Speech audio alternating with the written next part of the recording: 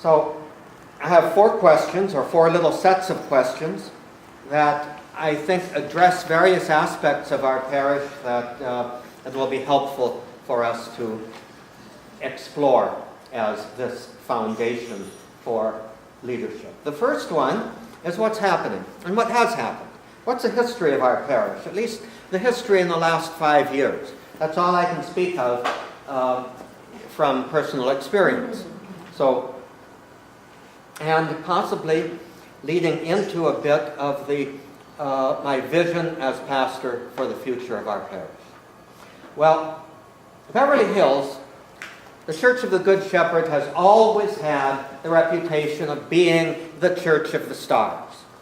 Actually, if you want a count of significant movie stars, you'll probably find greater numbers in some of the parishes to the west of us.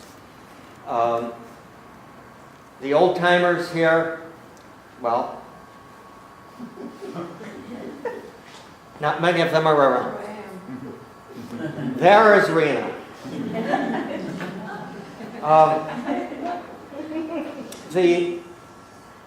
It's very interesting. I'll hear the tour buses come along, and of course, when they have the opportunity to stop in front of the church, what do I hear? Yes. Frank Sinatra's funeral and Liz Taylor's first marriage, which lasted until she got out the door.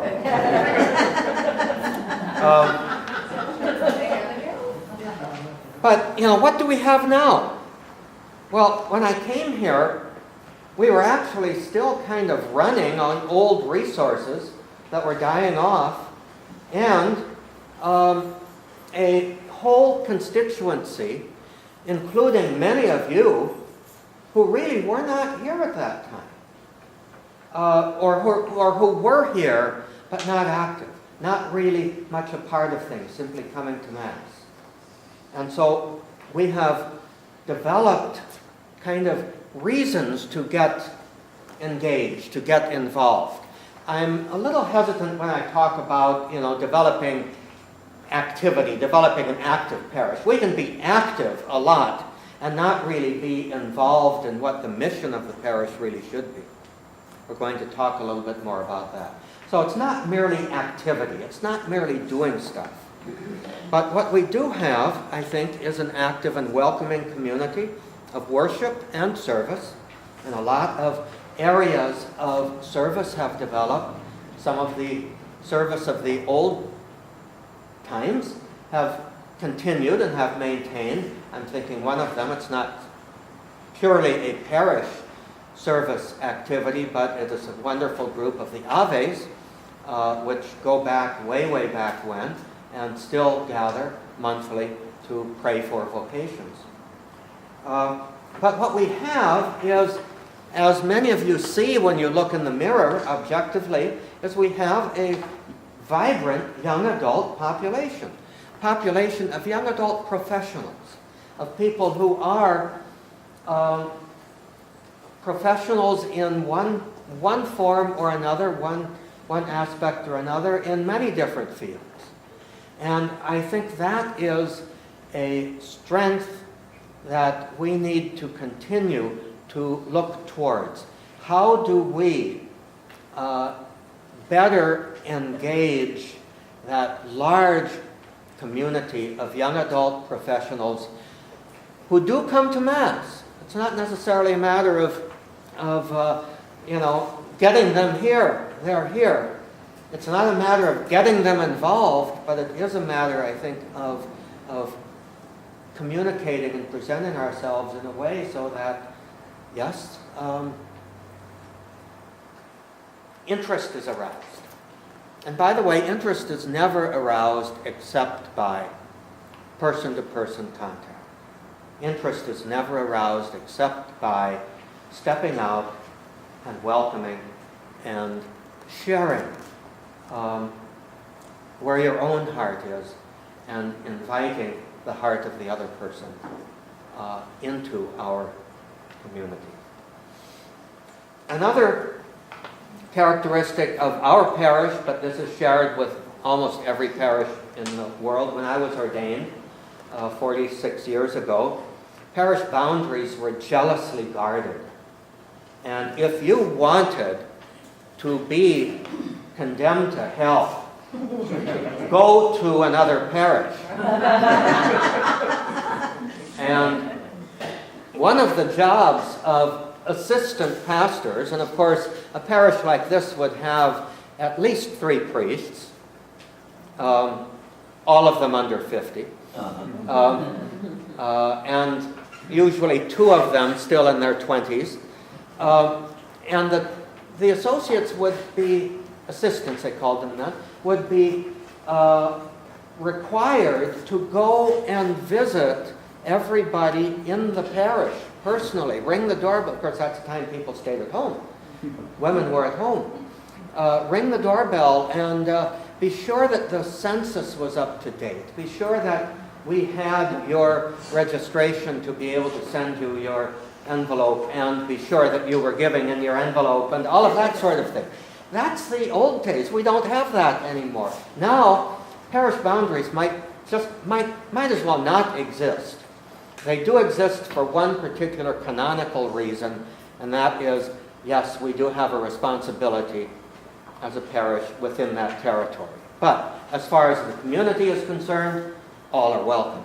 And many people tend not to have a strong parish identity. In other words, they go to church where it's convenient, where they feel fed, where they feel, I hope this priest rather than that priest is going to be saying the Mass and that sort of thing, rather than having a commitment to a community. And yet, how do we enhance that community to invite commitment to it, no matter where somebody is coming from? The old style was the clergy, the pastor, was pastor-centered, relied on him for everything. And I experienced a little bit something of that. When I came here, and when I came to my previous parish too, everybody seemed to need to have the pastor's approval to do what they had been doing for 25 years. And I can remember, especially in my other parish, people asking me what I wanted, and I said, well, I want to know what you want. Well, whatever you want, Father. Well, I'm telling you what I want. You're not giving me what I want. That sort of thing. One of the images, and this is getting a little bit into my vision of church, which I don't have a strong point here on.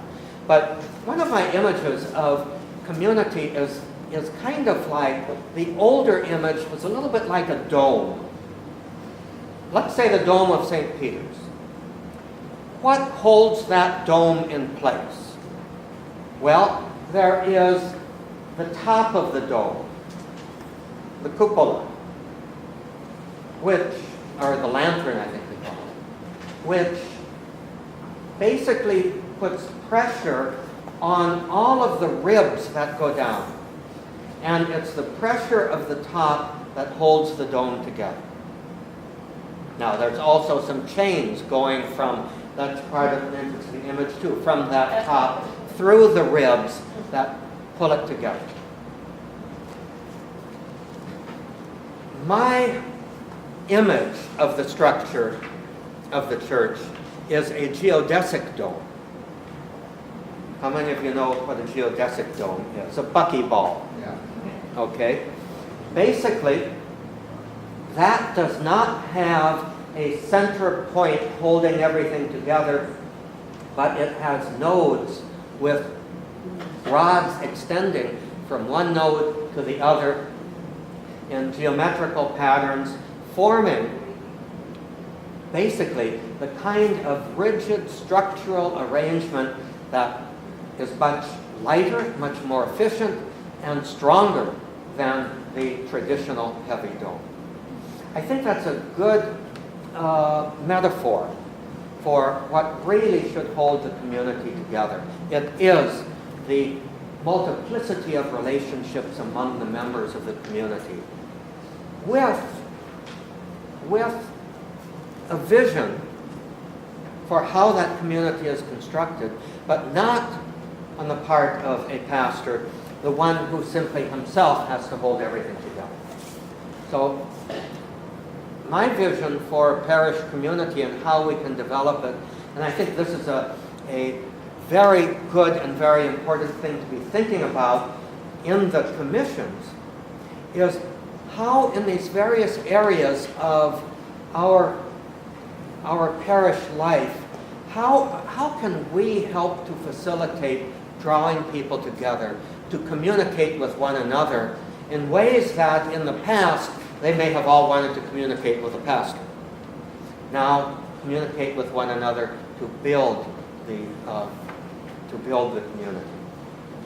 So what's been happening over these past 5 years? Well, there are two major events that have given direction and given focus. You might say major programs, given focus to our parish life. One was the parish assessment and renewal, the PAR process. You remember when Father Sweetser was here for 2 weeks, accompanied by his faithful assistant, whom we stole away from him, Wendy. And he helped us to have a different vision of parish organization that focuses on what we really are all about as a community in 5 different headings. The 5 headings, the 5 ministry commissions that we have, held together with a pastoral council. And these are not, and this is a mistake that we tend to be making, these are not a governing body, nor are they a task force. In other words, the commissions are not charged with doing stuff, and they're not charged with managing or directing or governing. Rather, they are charged with continuing to look at how all of the elements of the parish relate to one another, and how are there elements, where are things that need some additional support, where are things that may need some new blood, where are there things that should be essential to a parish community that aren't happening, and how can we help to make them happen? And the answer to that is not merely tell Father to do it, but it is a matter of let's look around and see how we can enhance things. We'll get into that much more in detail. And then one of the things that we were missing in the PAR process was how was the activity of the whole church community, the various facets of it, how was that being enhanced? How could we, I hate the word recruit, but how could we develop interest in the way that people would say, yes, I want to be part of that? And to help that process, 2 years later, or the next year actually, we started working with Catholic stewardship consultants to help us to communicate in a structured way the life of the parish to the parish. And that's what gave rise to things like the newsletter, gave rise to our annual stewardship renewal appeal in the fall, focusing on not just stewardship in terms of getting money, but stewardship in terms of care for the resources of the parish, time and talent and treasure, and unifying all 3 of them in a sense of gratitude, in a sense of this parish and my life are gifts from God to me, to us. How do we care for them? How do we give back from what we have been given? How do we create those relationships of not just, oh, I've been given such and so, and I owe a certain amount back, but rather, how do I contribute to the well-being of the whole through my prayer in time, through my talent and involvement, as well as through my treasure, the support for what's needed to make this happen. Keeping lights on, for example, air conditioners humming, and salaries paid, and all of those good things. What has resulted from both of those, I think, has been enhanced communication and the development of some new ministries and activities and organizations, possibly the revitalization of some traditional ones. I do think that we've enhanced, for example, the liturgical ministries considerably over the past few years, and bringing Joan on board, I think, has helped a great deal to do that as well.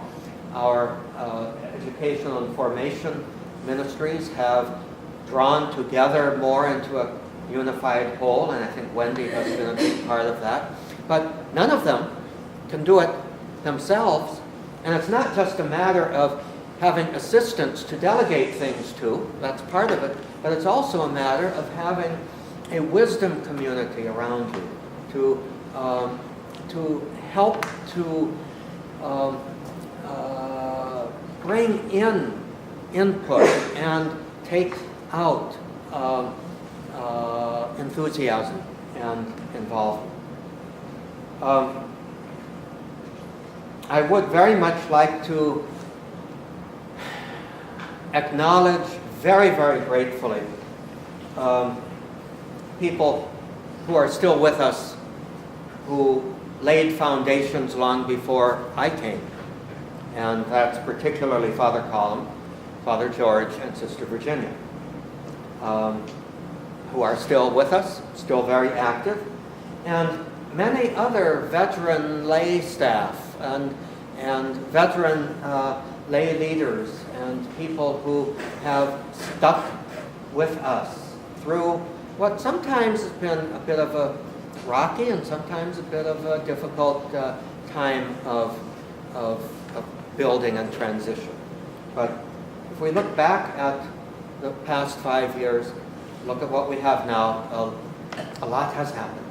And I myself am very, very grateful for that. Second question. We go from kind of our identity as a parish and our history, bringing us to where we are now, to our relationship with a larger church. Who and what are we as church, and what do we do about it? What do we mean by the word church? And how does our church relate to the church?